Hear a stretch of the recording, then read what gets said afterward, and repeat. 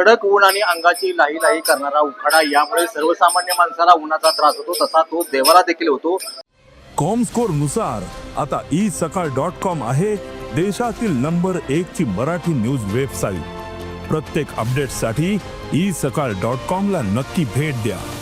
आणि या उन्हाच्या उष्णतेपासून साक्षात पांडुरंगाचं संरक्षण व्हावं, विठ्ठलाला थंडावा मिळावा, यासाठी गुढीपाडव्यापासून ते मृग नक्षत्रापर्यंत विठ्ठलाला आणि रुक्मिणी मातेला दररोज चंदनाचा लेप दिला जातो आणि चंदनाची उठी पूजा केली जाते। आज चंदनाची उठी पूजेला खरं तर कालपासून सुरुवात झालेली आहे। आज चंदन उठी पूजेचा दुसरा दिवस आहे। आपण पाहतो की आता विठ्ठल मंदिरामध्ये प्रत्यक्ष देवाच्या अंगाला लेप लावतानाचे आपल्याला हे प्रत्यक्ष आपल्याला हे सगळं चित्र दिसत आहे।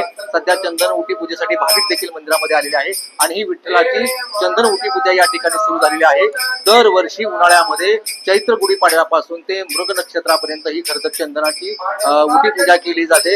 यासाठी जवळपास 1.5 किलो चंदनाचा वापर केला जातो। हे हैदराबाद येथून खास सुवासिक चंदन आणलं जातं आणि ते उगाळून ते सर्व देवाच्या अंगाला लावलं जातं, जेणेकरून उन्हाळ्यामध्ये विठ्ठलाला कोणत्याही प्रकारचा त्रास होऊ नये यासाठी मंदिर समितीने भाविकांना 21,000 रुपयाचे आणि रुक्मिणी मातेला 9,000 रुपये इतकं देणगी शुल्क या ठिकाणी आकारण्यात आलेलं आहे। त्यामुळे कुठेतरी आता विठ्ठलाच्या चंदन पूजेसाठी देखील भाविकांमधून उत्स्फूर्तपणे प्रतिसाद मिळताना आपल्याला पाहायला मिळतोय। कॅमेरामॅन राजू मिसाळसह भारत नागने, साम टीव्ही न्यूज, पंढरपूर।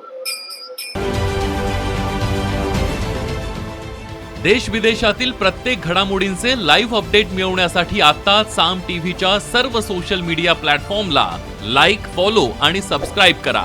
तसंच सर्व नोटिफिकेशनसाठी बेल आयकॉन प्रेस करायला विसरू नका।